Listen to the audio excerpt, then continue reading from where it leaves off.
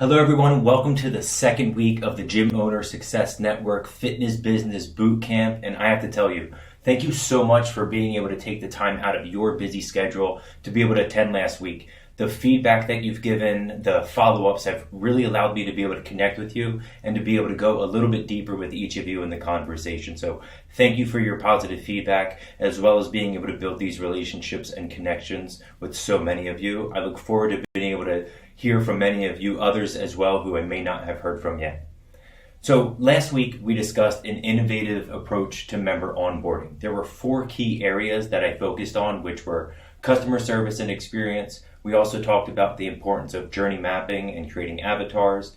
Then we discussed about the importance of the drip campaign, how to use things like text, email, and video messaging. And last but not least, we talked about some of the content that you can create, which of course I've really tried to hammer home the point of how important it is to use video in all of our communications these days, because that is what so many people are used to.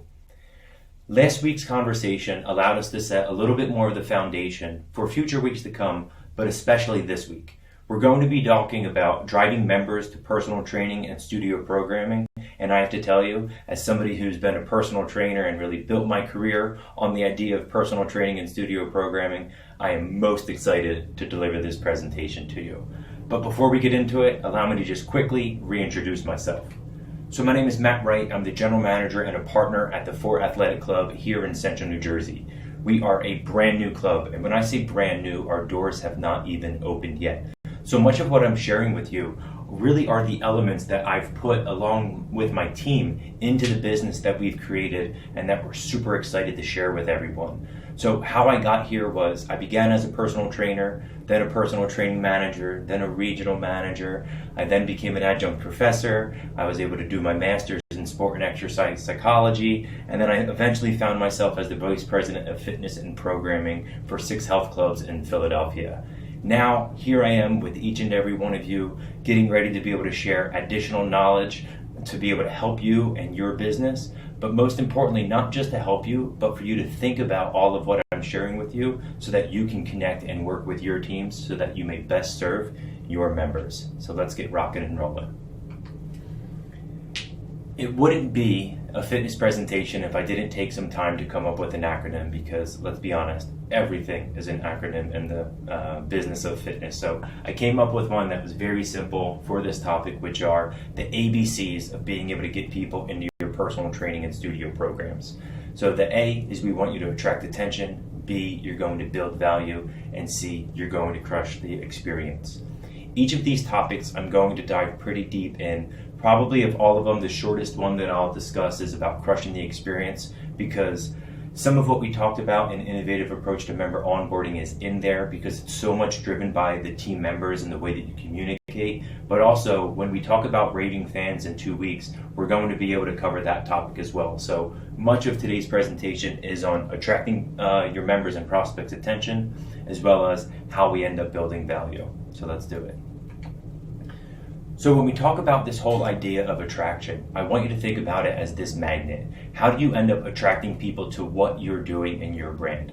Let's be honest, we've never seen such a competitive marketplace as we have today.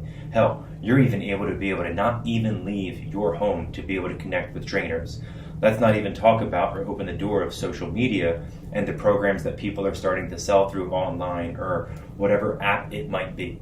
So when it comes to attracting people, you have to think about what makes your product, your club, your studio, whatever it may be, so attractive that people choose you.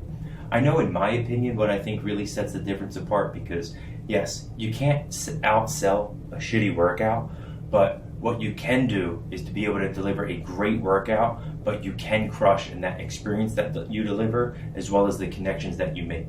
So first case in point is think about how are you making people feel, not just about how are you getting them to be able to work out with you.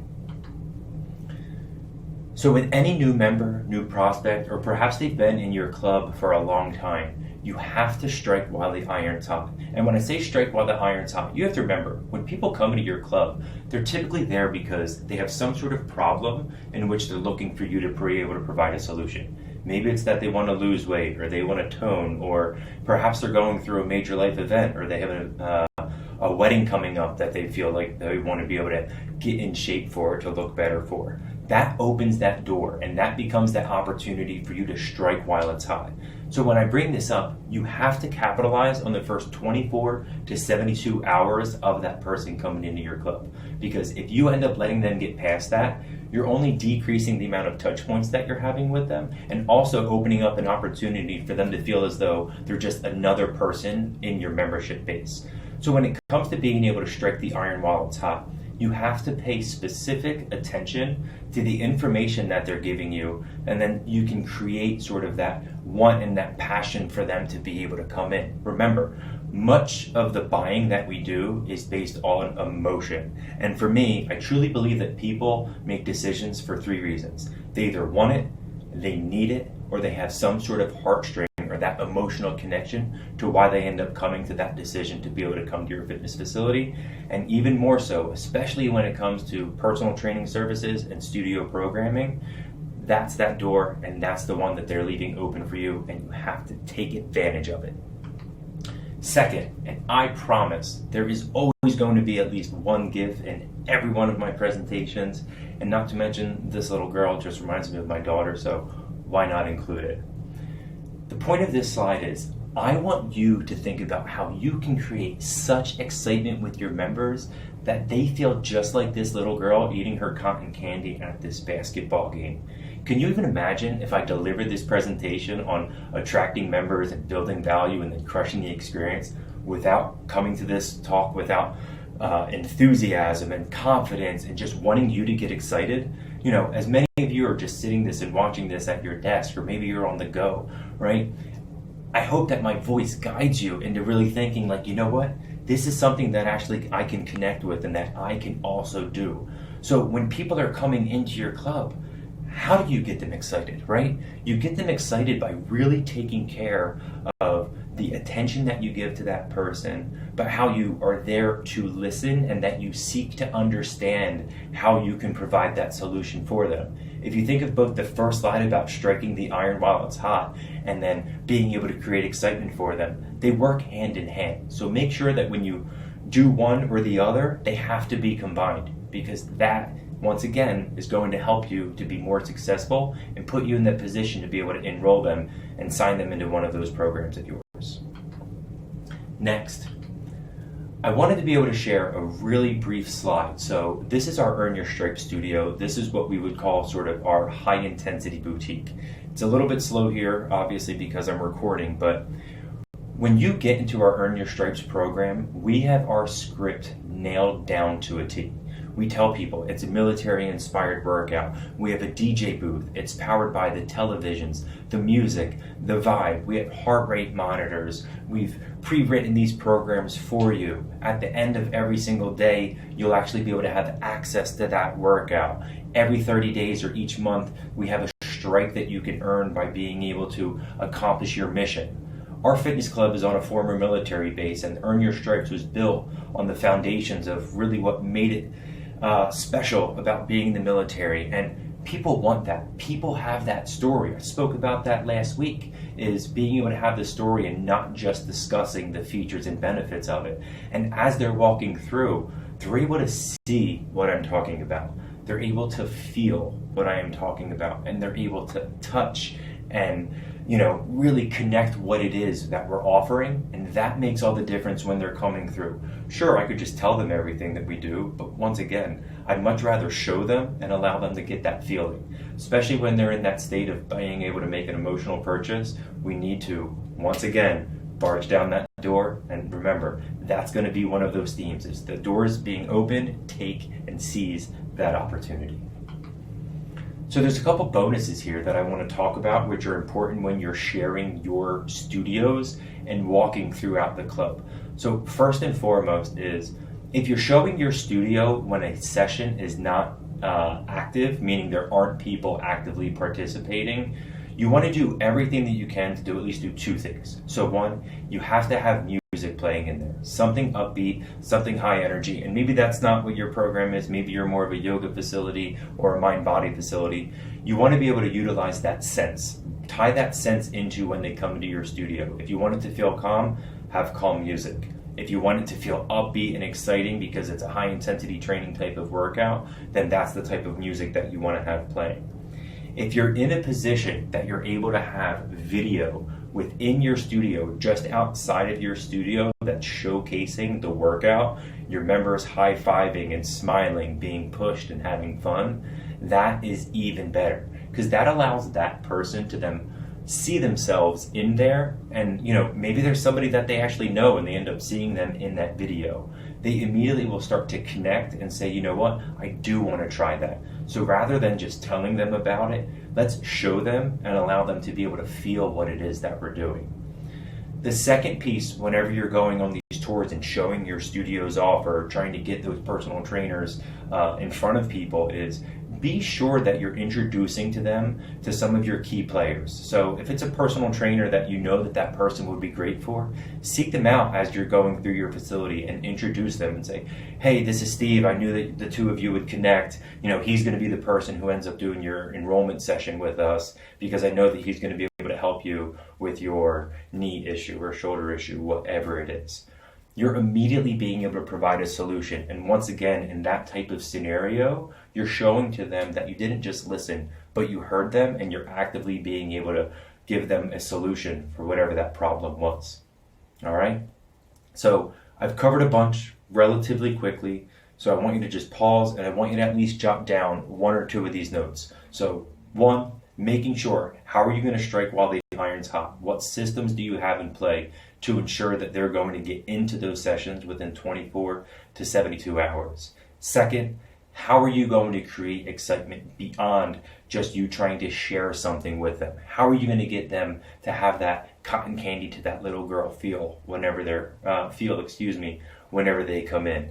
And third, don't just show them, express to them what it means to be a part of your program and your community, and how it's going to be results driven, that you are following all the proper safety and health protocols in there. That's what people want to hear these days. They don't just want to hear about the times that are offered or what really is in the workout.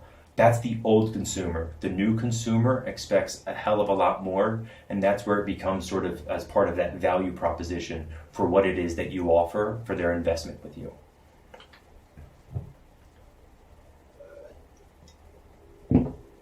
So, I am well past my clubbing days. I know, I might look like I might from time to time, but trust me, I have not been in a club in probably 10 years. But I do know one thing, is nobody wants to go to an empty club. As a matter of fact, the reason why they put those poles outside and have those lines is because people are attracted to go to where other people are going, right? So it's that sort of that nightclub appeal, which is, man, I feel like I have to be there. I don't want to miss out on that. So we similarly want to try to have that sort of nightclub appeal, which is when people are coming in, I always end up hearing this in clubs that I work at. I'll be walking by and it'll be a personal trainer or a personal training manager, and they'll be with a member on the tour and they go, oh, don't worry, we have plenty of spots open. We'd love to be able to get you in. That's a big no, okay? Even if you do have plenty of spots available, don't just open that door. Try to limit it and say, yeah, I could probably get you in at 8 or 9. That works best from you from what you shared, right? That immediately makes them feel as though you're going out on a limb for them to be able to get that appointment for that person. By being able to say it's wide open, they're not going to be attracted to something that you can't even fill your schedule.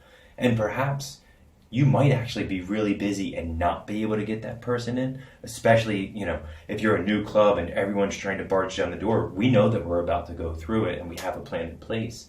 But if we go outside of that window, we immediately have a playbook that's going to allow us to say, all right, go down path A or path B. Path A, we might get that personal training prospect in with the personal training manager if they're available, or on the other hand, we'll end up actually referring them to another one of our programs to kind of hold them over until they can meet with us. That gives that desire, right? It's like, wow, if they're so good that there's actually a little bit of a wait, that shows that attraction. It's no different than a product release that goes on if it's a new shoe that you can't wait for it to be able to be released, or a new phone, whatever it is.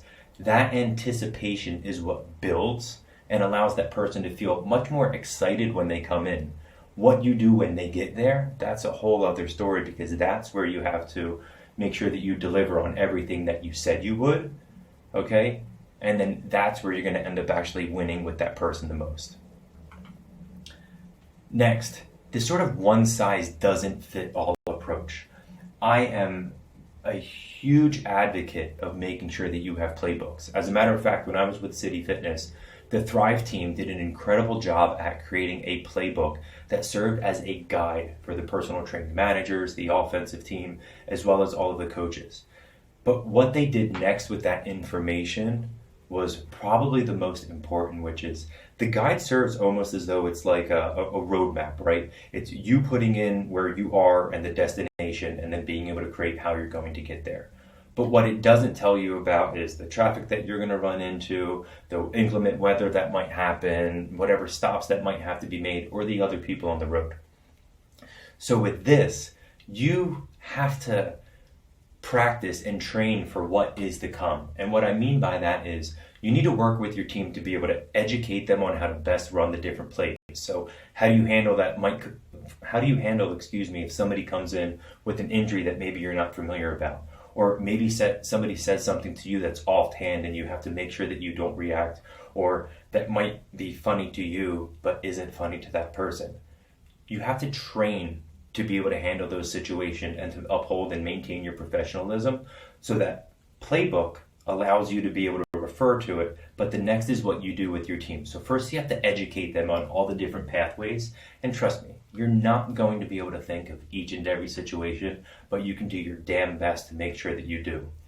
Second, you want to actually be able to model what it is that you're sharing with them. So, maybe it's a sales strategy, or maybe you're going over something like how do you rebuttal a price rejection, or how do you rebuttal when the person says they don't have enough time, or they show up late 10 minutes to the appointment. How do you end up addressing and pivoting how you can still get everything done for that person? Okay, that's where you refer back to your education, as well as the way that you role model for them how to handle that. The third part is the one that everybody hates, and I'll tell you, the clubs that I work with that invest the most time in role play, okay, and then that continued followed up as far as training and development, are 100% the most successful.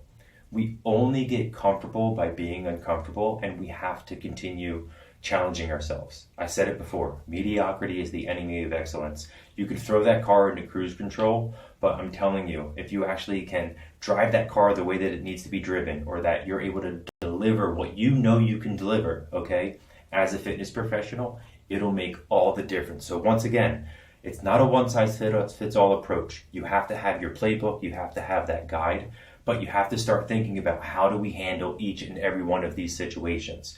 That goes into the attraction of those personal training clients, because it shows that you're ready to handle whatever it is that they're throwing at you. All right, so I've had a chauffeur service probably like once or twice, but I do know why I ended up using that chauffeur service. So once again, you're thinking, where the hell is he going with this one? So if you think about utilizing a chauffeur service, it's good for a few things. One, you have an expert that's actually going to be able to take you wherever your destination is. Two, it also becomes very efficient from a time standpoint, because they're a professional. They're going to be able to get you wherever it is that you want them to go. Three, if you have other things that you need to be doing, you're going to be able to utilize that time in a much better manner for you to, get work done, do emails, whatever it might be, or maybe you're just tired and you need to relax. That chauffeur service can be great. Another idea behind it is if you want to have that guide for you, you might even know where you need to go, but being able to have somebody that's an expert in the area, whatever else, that's what that chauffeur can do. So as I say those things, they'll make sure that you're safe. They're going to be efficient with you. They're also going to be effective by getting you to your destination, and they're going to take care of your wants and needs. Sounds a hell of a lot like what we do in personal training and in studio programs, am I right? So as I bring this up and where I'm going with this is, how do we become a chauffeur service for our members? Okay. So when we're listening to those wants, needs, and heartstrings, as we're hearing about what types of workouts that they like, or that the music that really pumps them up, or that their friend referred them, we have to take sort of all that information and intertwine it so that we can come up with what's this person's chauffeur service to make sure that they, not only enroll in our programs, but they remain in our programs, and then they refer other people to our program. I'll talk about it in another one, but every new member to me is a factor of R3. So R3 essentially means that each member that joins your facility, whether it's a big box or a studio, should always equate to at least 2 more people. So every time you sign a member, and I want this to be your mentality from here for the rest of time, which is, if I signed up 1 new member, I really should be thinking about, I just signed up 3 new members.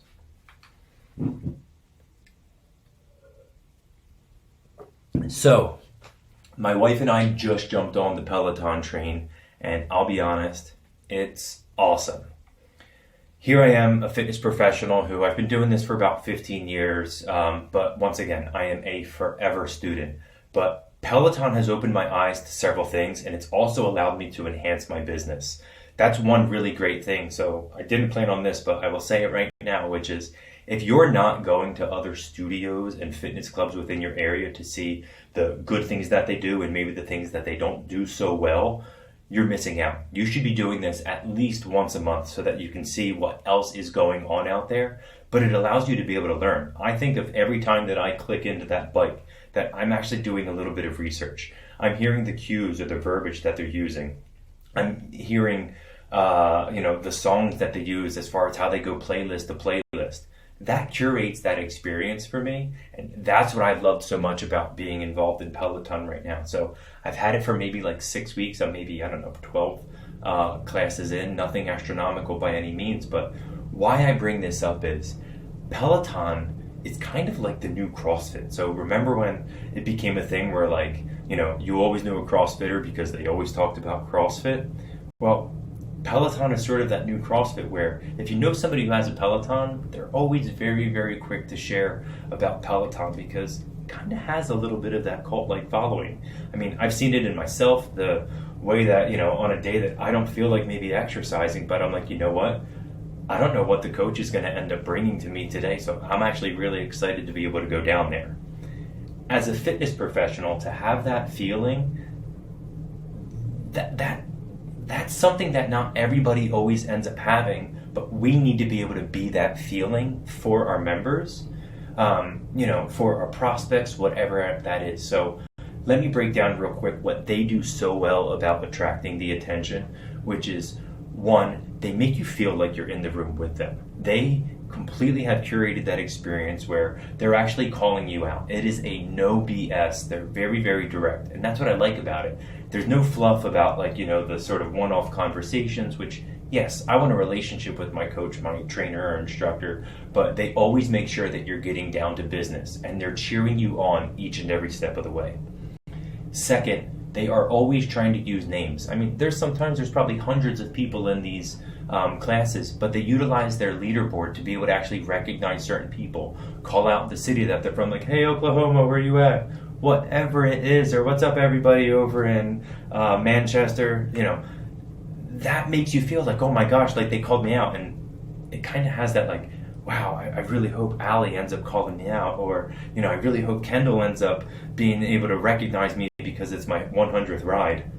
That becomes attractive to people, and it's no different than some of the things that we can end up doing. And the other portion of it is, yes, they have that leaderboard, but I love the recognition system, right? So, when I hit my 10th ride, I got the email. I see other people that they're calling out 100th ride, 250th ride, 1000th ride.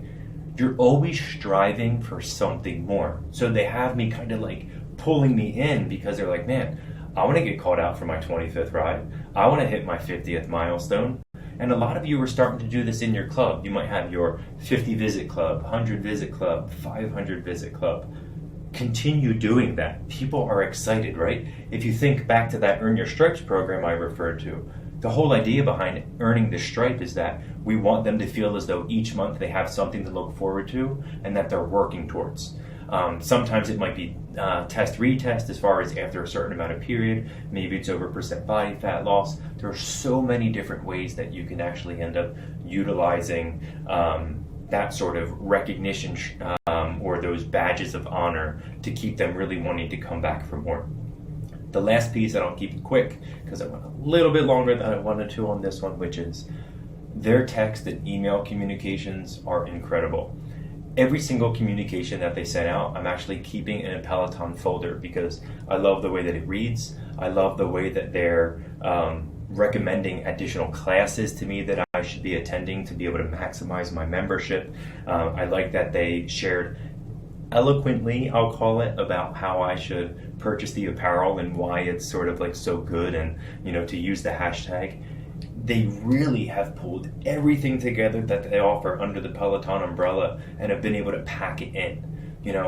The bike isn't cheap. The membership, technically, depending upon how you feel, might not feel cheap to you either. However, from a value standpoint, they 1,000% have succeeded. So, going back to one of the beginning points, look at people in your area, look at competitors, look at those that you look up to.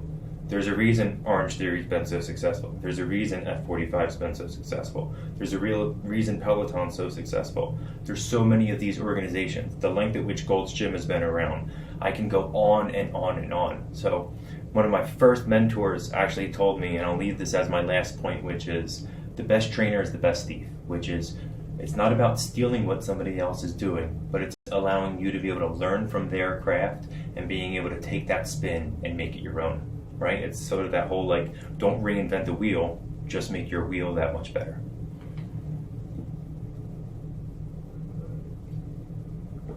Okay. We've covered a lot in a relatively short amount of time, so I just closed off everything about attracting your members. As you go through this presentation, I want you to dissect it. So don't just go through it and then think, just don't go through all in succinct, right? Maybe the first time that you're viewing this, you're going to watch it sort of like as a show, as a webinar, as a podcast, whatever you want to consider it to be. But I actually want you to go back and listen to each slide, listen to the words that I'm using and say, all right, how can I actually break this down into what I'm doing? Perhaps it's the whole talk about creating excitement and you're like, yeah, we're great at this. Perfect. Put it in your back pocket and refer to it if you ever need to. It could be the next one about what Peloton has done that's been so successful. Grab one or two of those notes. But what I will tell you is don't just write surface notes, okay? You don't want to go narrow and wide. You want to go deep, okay? And you want to go focused into whatever piece it is. So start to really build out those layers. So if it's creating excitement, you should have 5, 6, 7 things under each thing.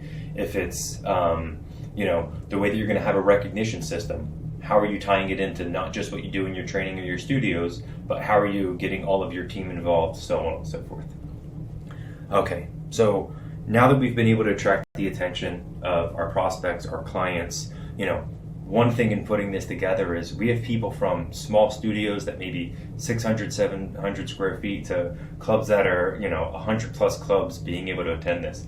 That's what makes this most fun, but also a little bit of a challenge for me as I put this together. So I'm trying to do my best to sort of speak more universally so that you can grab those 1 or 2 or 3 pieces that are going to help you. So without going any further, let's talk about building value.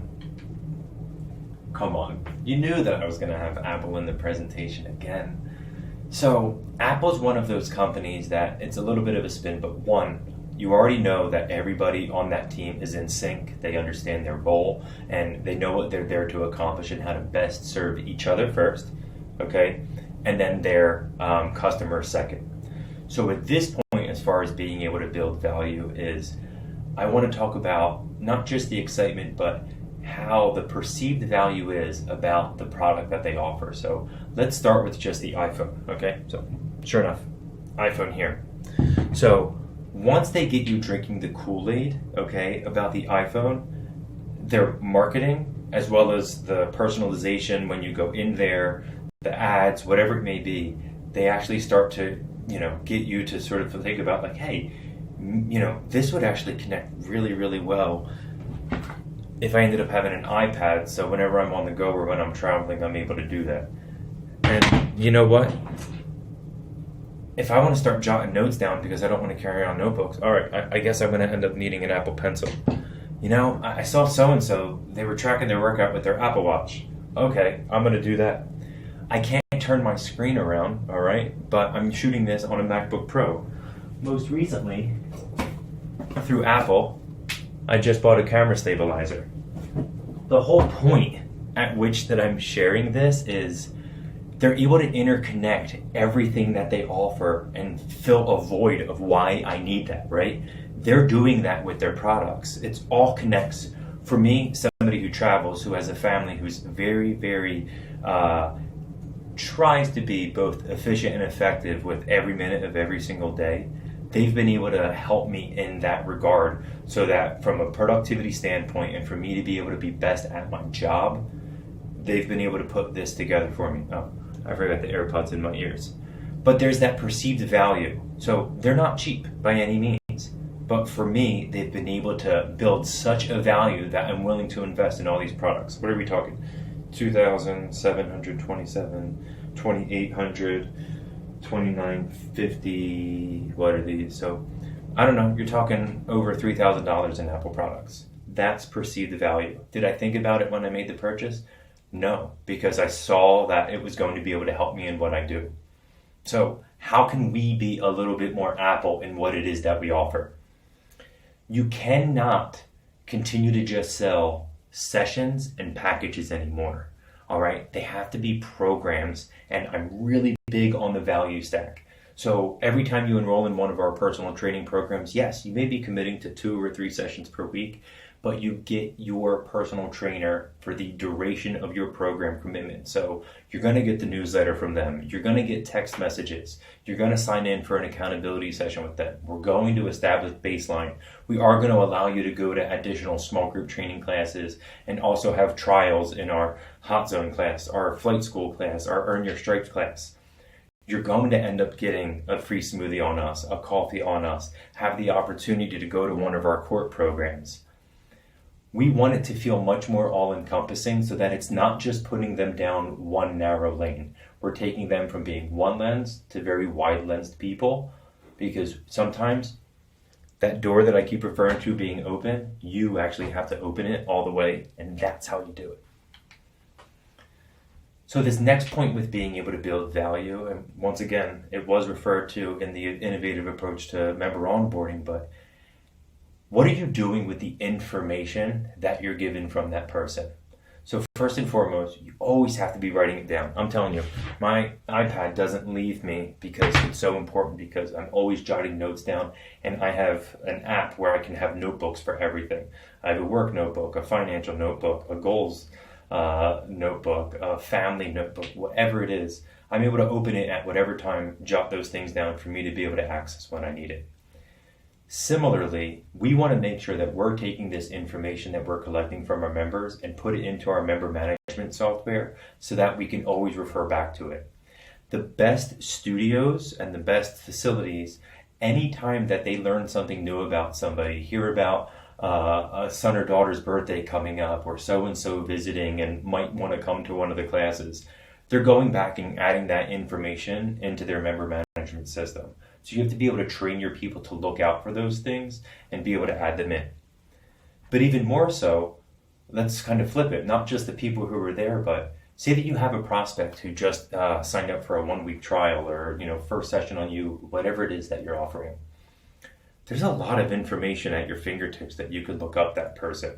You definitely want to try to pre-screen them. I mean, I Google everyone. I Google every single applicant that applies here. I Google every single client or member who's going to be coming into the facility, even before I have a conversation. I do 5 minutes of research, 8 minutes of research, so that if there's something in there that's going to open up a door, having gone to Penn State, that's always a really big connection for me. Obviously, working in the gyms, I've been fortunate to be able to meet a lot of people. I've also more recently been able to travel more, of course, pre-COVID, but that sparks those conversations as well. It puts me in a position to win with that person right away, because once again, I'm giving them that special attention.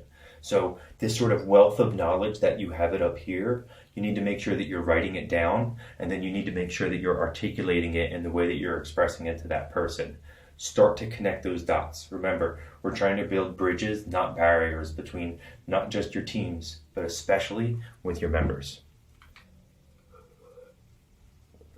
So this number 7 has, two very, very important meanings, which is, one, if you do not get that person into your programs within that first 7 days, you've missed out. I know. I said earlier it needed to be between 24 and 72, and I'm not changing what I mean by that. But that 7th day is absolutely pivotal, okay? So I want you to make sure that every single person that comes in, I want a 100% success percentage that you've gotten each of those people, all right, involved in that program. And if you don't have availability for whatever reason, you do everything in your power to make sure that they come back and get involved in something that it is that you're doing. Remember, all that we do in the fitness industry, and this is my big push to everyone, is about habits and behaviors. They need to get used to communicating with you. They need to get used to being able to prepare to come into your facility.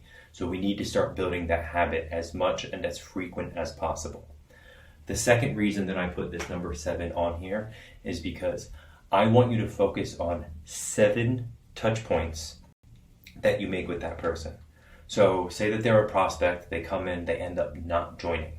You should have 7 touch points within sort of those first 7 to 10 days, all right? So it could be email communication, it could be text communication, video messages that you end up sending, or even if it's them coming into their workout. I know that whenever we actually give a tour within our facility, it's our goal to actually have them have 7 staff members that they connect with. Very different. We have 80 to 100 staff just in one facility. So if you're a 2-person, 3-person facility, it's like, well, what am I going to do? Introduce them to the same person 7 times? No, and don't be that way. But what you are going to do is think about how, whatever text might be geared towards that person, okay? Or whatever sort of social media that might be able to connect to that person. Or maybe there's an article that you end up seeing and it's about, it's somebody who came in and they recently had a baby, and you send them a postpartum exercise and fitness article. That 1 is going to check the box with the double platinum rule, but 2, it's going to make that person feel really special that you actually went out of your way to do that. So think about those little things that you can do to have those touch points, and remember, 7.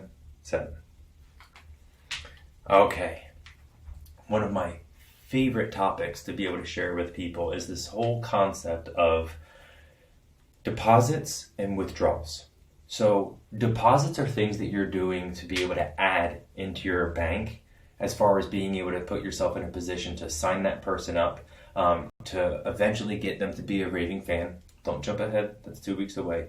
But put yourself in a position to win. You're doing things like you're going out of your way to make them feel special. You're getting them signed up with one of your best coaches. You're sending them that article. You're making sure that the world stops, and you're giving them that individualized attention, even though there's a bunch of other people there when you need to. Those things are going to fall into the deposit category. And then on the other hand, we have our withdrawals. So your withdrawals are things that you're going to do to remove yourself, all right, from a position to be able to win with that prospect or with that member. Number 1 is being on cell phone. I think cell phones are the absolute enemy, especially on the fitness floor. Being able to show that something else in your phone might be more important. I know a lot of people write programs in there these days. I do not recommend that by any means. I'd much rather people just print them out, or maybe have an iPad, because the iPad even looks more professional than the cell phone. Other types of withdrawals are not following through on a commitment or a communication or a note that you said that you were going to send. You need to make sure that you're jotting those things down in your member management system so that they become to-dos for you.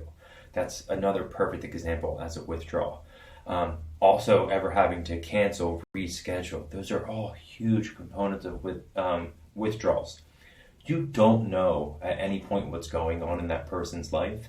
And remember, people look at us as fitness professionals, honestly, kind of like we're superheroes.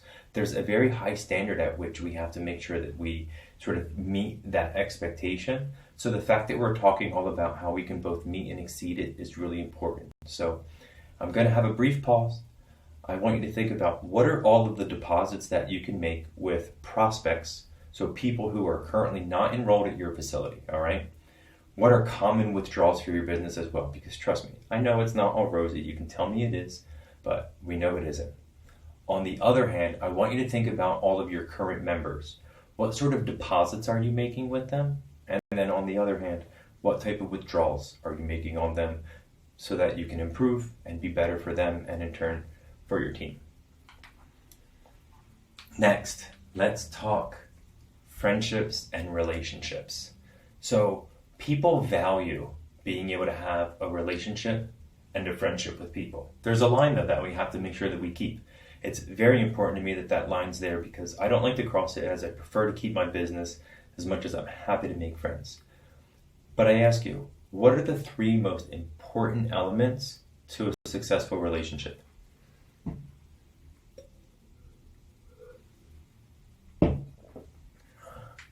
I'd like to think that many of you got this right, but it's that you need to be able to have trust, you need communication, and that you need understanding. But how do we do this if we're just meeting somebody? Or how do we do this with maybe somebody who might have felt burnt from us at some point, or somebody who's a 5-year member with us, but they haven't really been someone who's engaged very, very much? You do this through communication. You do this through challenging them. You do this through keeping things professional with them, and also making sure that they're on their toes. So when I say that they're on their toes, I almost want to refer back to the whole Peloton experience, which is, how do you have them wanting to come back for more? How are you making sure that you're consistently meeting what it is that they're looking for? I think commonly people might end up getting stale, but they get stale because you allow it to get stale because you forget about the connection and the relationship. Going back to making sure that you're writing down things that you learn about people so that you can refer back to them to build that bond, to build the relationship, right? I mean, it's no different. I would never want to let my wife down. I don't want to let my clients down either. There's that investment there. And in order for all of it to work, you have to have trust, communication, and understanding. So once again, it's a back-to-back pause for you as far as exercises go, but I want you to write it down. So write down those 3 words. Trust. What are 5 things that you're doing to be able to build trust in your members? Second, communication. How are you making sure that you're communicating both consistently and effectively with them? And third, from an understanding point, what are those 5 things to make sure that they have a complete understanding of everything that you offer, but also who your organization is and what it is that you're all about? So I'm going to kind of move a little bit away from the whole value side, because there's this whole element side, which is a lot of the time we find ourselves having to be able to break down those doors and break through the barriers that sometimes they create, or sometimes some of the ones that we create for ourselves. So I always call these speed bumps, not blockades. You know, these speed bumps are, maybe they're hesitant to be able to come in because they feel uncomfortable, or they're hesitant because they're having trouble getting up or being able to get out of bed or not hit the snooze. Or a lot of the time when it comes to barriers, I think it does sort of pull back. If you sort of peel the onion, it pertains to just the habits and the behaviors of the person. So you have to forecast, like, what are the common barriers that people would have if they're a prospect to be able to want to join your facility, or maybe it's a member who's having trouble getting in as consistently as you would like. We always like to think sort of on the rosy side of things, and I like to think on the area of improvements, not the failings. I'll always say everything from a positive side. You know, the saying goes, I never lose, I either win or I learn. And that's the mentality that I keep, which is, how can I learn from the things that we're doing? So oftentimes with barriers for people who are current members of yours, some of the best ways to find out is just simply by asking. Maybe there's, you run a report and there's 30 people that have only attended one session in the last 21 days. Maybe you send them a specific survey to be able to try to gain information. Maybe they're just falling off and they need a little bit of a kick in the ass and they're just waiting for you to do that. I'm not a big fan of the whole let sleeping dogs lie. I don't want any member of our facility to not be utilizing our facility, because I know that ultimately, if I can get them to utilize the facility, they're going to end up bringing other people, because happy customers refer future happy customers. I think I have 3 more, maybe 2 more, I can't recall, but you have to, as you're getting this word out there and you're getting people excited about everything that you're doing, there's 3 points that you have to make in all of this. You've attracted them, you're continuing to build this value with them, is I want you to inform them about all that you're doing, everything that's offered, and really allow them to understand. I think we're very quick through, honestly, like not being the best at sales by just trying to like ramble off like, oh, well, this is what you do, this. They're not taking it all in. Remember, we're the experts. This is very, very new to them. So inform them on what it is that they truly get, okay? It's that value add, and then how are you making sure that the perceived value for what you're delivering to them is at that higher level for them to want to make the commitment. The second piece is educate them. Really listen to what they have to say to you. Whenever you're going back and forth about trying to enroll somebody in your club, I always say it's not like playing a match of tennis where it's one hit and it's going back and forth. I say something, they say something, I say something, they say something. It's much more like volleyball. It's going to come to my side of the desk, and I'm going to be able to really, share to them like, all right, I understand what you're saying, I'm acknowledging it, I'm completely listening and engaged, and now I'm going to come back with you to be able to have that conversation. So I'm both informing them and on educating them on what it is that I feel is going to be best for them. And one thing that I teach to everybody, I always use, my professional recommendation is ... and then I fill in the blank. The third piece to this is you have to always have a call to action, okay? The worst salesperson is the one that does not ask for the sale. If you have somebody on your team who's very, very iffy on it, pull them, stick them right on the bench, tell them that they're not going to have it. You cannot afford to do so. If you have to be able to jump in when you need to, and you also have to be able to evaluate, does this person have the ability to be upskilled to be able to deliver what we need them to be delivering? That's on you to decide, not for me to decide. With these calls to action, I want them to be timely. It can't just be open. If you're asking somebody about if they're going to enroll in personal training and they say they want to think about it, you need to be prompt about what it is. Like, look, I can only reserve the 4 p.m. slot today, all right? I do have somebody that I met with earlier.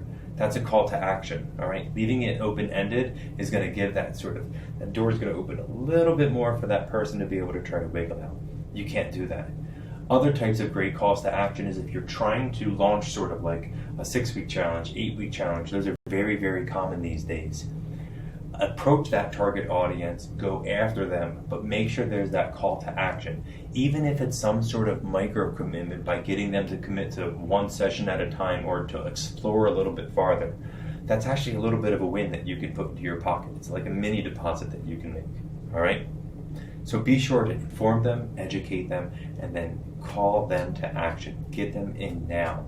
Not about tomorrow, not about a week from now. Get them in. Get that micro commitment, get that full-on commitment. Another piece that we use quite a bit, my last clubs used this very, very well, was how you can attract new members with events, themes, things that will get them to want to bring their friends and to be able to say, hey, we're doing this incredible morning yoga under the Ben Franklin Bridge, why don't you come over? And people want to be a part of that. People are actually looking for Instagrammable moments, which, yes, is actually a thing, but people are attracted to where other people are attracted to. It's almost like a little bit of that nightclub appeal in these types of events. So, think outside of the box. We're close to the beach, so we're definitely going to have beach workouts and programs that we could end up doing. We have a really awesome field outside. We have a 12,500 square foot basketball court where we're going to be hosting a charity event. People want to come to things like this, all right? So you want to have those opportunities where you can open your doors to new people and for those current members to be able to bring their friends. But it all has to lie within your plan so that you're not just doing it over and over again. I always hear people saying like, oh, well, we always have our refer a friend promo. Well, you shouldn't always have a refer a friend promo because then it doesn't make them feel like, okay, now's the opportunity. I don't like the whole idea of like, oh, guests are always allowed. Guests shouldn't always be allowed, okay? They end up having to go through a process. You're either a member with our facility or you're not a member of our facility. Once again, I like to inform them, educate them, and I call them to action. I don't sort of go in circles about what I want them to do. We're a business. Other companies, right? Apple doesn't do it. You go to a restaurant, they don't sit there and do it. I don't know why we feel as though we need to be any different here. Another note on this is I mentioned charities.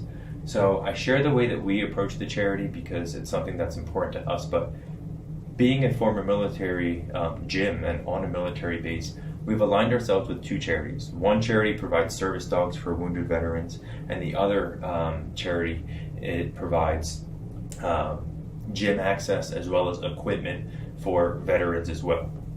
But the third one is probably the most special, which is we haven't chosen it yet. We actually are going to have our members choose it. We want them to feel as though they're stakeholders, which they are. Our gym wouldn't exist if not for all of those members who've invested in us. So we want to make sure that what we're saying we're doing and giving back to them, right, aligns with what they feel most special. So at that event, we're going to announce which of our third charities we're actually going to commit to for the next year. That's exciting to people. There's a special feeling that you get when you end up giving back that really cannot be replaced. We all like to give much more than we take, all right? Quick plug, Adam Grant's book, Give and Take. Definitely a must read for you. But when people feel as though they're doing something for a higher purpose or greater purpose, that is not something that everybody does, and it's something that you can be doing at your club. Just remember, be smart about the frequency at which you're doing this, because it's too often or too common that it's not going to feel so much like a special event. And that's really where it has to align with what your game plan is and what your strategy is. Last but not least, you have to have some sort of Fomo for that person, all right, when it comes to building value with them. Your program, your club should feel like the only program they could ever consider joining and wanting to be a part of because of everything that you deliver. You have to break it down to almost a science, to everything, right? I mean, it literally starts from how that person first finds out about your club, how they're viewing your webpage, your social media, your employees that they see in the community. You know, like, how are your communities talking about where they end up working every day? You know, what's your workout experience like? You know, how long have they been a member? What type of variety do you have? What are the results that you're getting people? How are you intertwining and thinking about everyone's life right now to really be able to, you know, see their gym as not just a gym, but a sanctuary for fitness and health and wellness?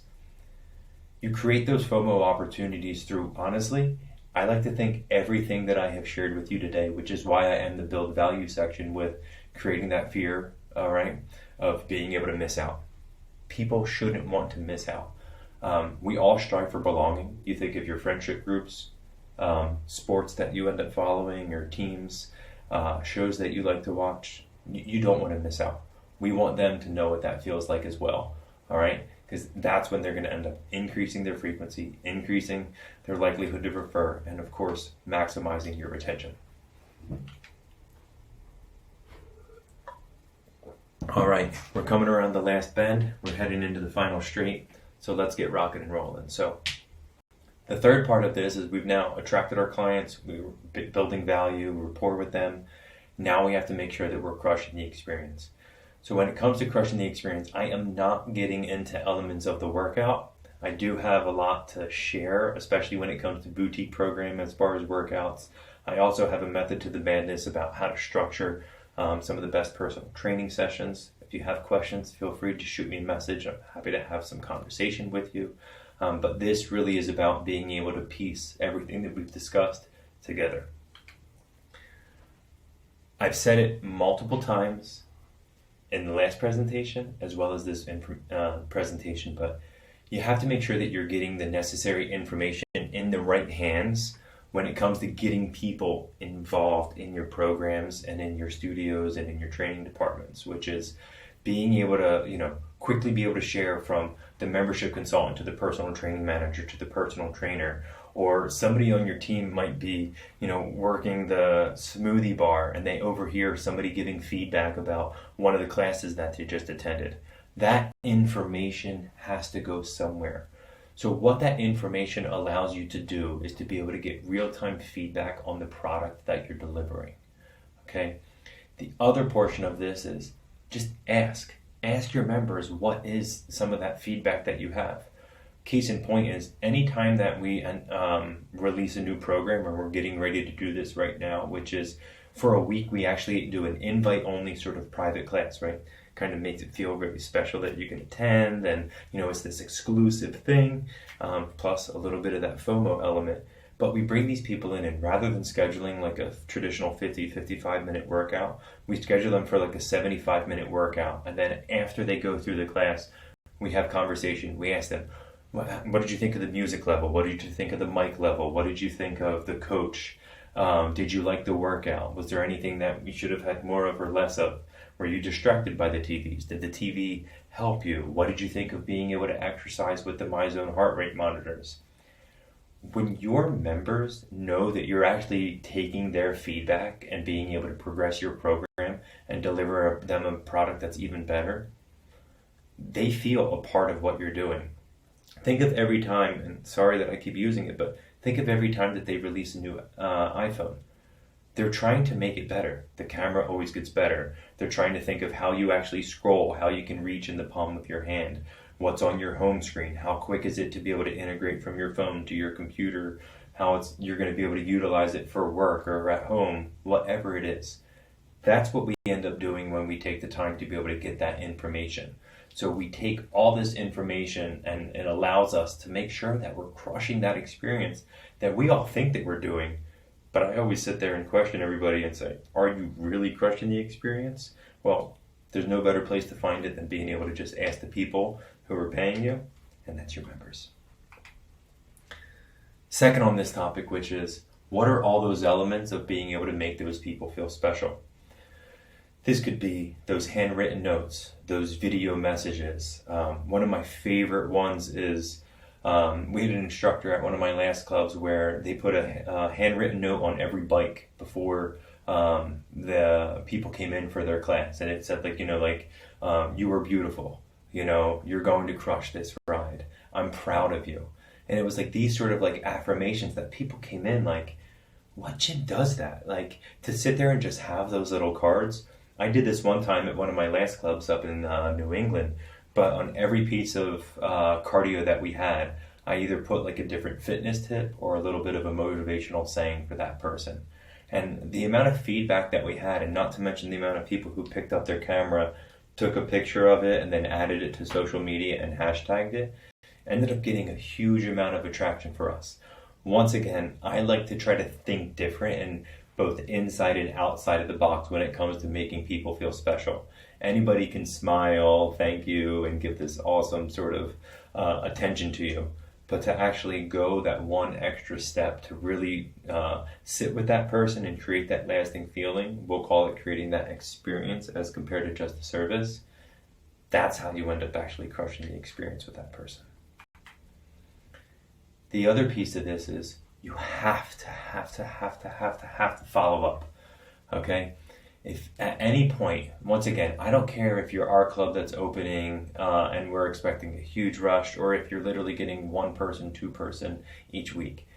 The follow-up is so important. You need to have some sort of immediate follow-up text message that's going to go out, some type of informative email, and it needs to be whether they end up enrolling or if they end up not enrolling. There's always two pathways. You can't put everybody into the same category. There needs to be two pathways, and you probably have to develop some type of third as well. So when it comes to this follow-up, it goes back to that sort of one thing about building value, which is how are you educating them? How are you informing them, and how are you creating the calls to action? All of which I am sharing with you. You can sort of pick and choose, like, all right, I like this element a little bit, I can put this here. This one I like, but I think this is how we would end up doing it given our model. And you know what, this one doesn't make sense, let's just get rid of it. So as you end up following up with people, take the information once again, go back to that sort of knowledge slide that I had shared with you and say, all right, this is how I want to make sure that I approach this person. Similar to the slide with the converse on it, which is, it's not that one size fits all approach. Even that one little tweak, okay, to make sure that you don't send your templated message and you send your personalized message, I can assure you will increase your close percentage, but also it's going to end up leading to additional relationships down the line as well. And another part, which I think happens so often, which is we give up. Like, don't stop reaching out to people until they literally say, please leave me alone, or they unsubscribe from your email. Think of all your inboxes right now, all right? If I could sign into your email accounts, I can only imagine the amount of messages that you get that I could easily go through and just start hitting unsubscribe. But you don't. For whatever reason, you don't, okay? I don't want you to say, well, I don't want to bother people. Allow them to make that choice, all right? It's not your choice to decide whether or not that person feels bothered by your communications. Just know what it is that you're sharing. Is it a deposit or is it a withdrawal? Are you sending information that's going to have value, or are you just trying to hit them with a bunch of calls to action, or you're just throwing right hooks, which is join, join, join, instead of educating them, informing them, and making them feel like, wow, this place actually really does care about me. So please, don't stop at no point, all right? Similar to like I shared with you, look, member onboarding lasts forever. The way that you communicate with people and keep them sort of in your prospect bin, I'll call it, or like, where you can end up actually approaching for your business, that doesn't change, all right? What you need to change is how you're handling those people and how you're making sure that there's value in it and you're not just, once again, withdrawing or straight up pissing them off, because that definitely won't put you in a position to win. Well, I touched on a lot today, and I went over by about 7 minutes, which I wasn't hoping that I would do, but I probably had a feeling because there's just so much, and this is the topic that I've spent the most amount of time on in my career. So this is only 2 weeks down, okay? We've talked about member onboarding, we've talked about training programs and studio programming, getting people involved. Next session, we're going to have a live Q&A, so I'd love for you to be able to attend. As I shared this before, which is what you put into this, I can assure you, you will get out of it. The people who I have met who have reached out, I just want to thank you sincerely from the bottom of my heart. I appreciate your feedback. I appreciate your areas that you feel you want me to do a little bit better, which, hey, is always fine by me. I actually welcome it. But third, I really value your openness to be able to think differently about your business and what I'm sharing with you. I'm learning every single day when it comes to my business, managing people, leadership. The list truly can go on and on. The best teacher is the best student, and that's what I want to leave you with today. So to each and every one of you out there, thank you so much. I look forward to seeing you at the live Q&A. All right, go crush your business. Take care.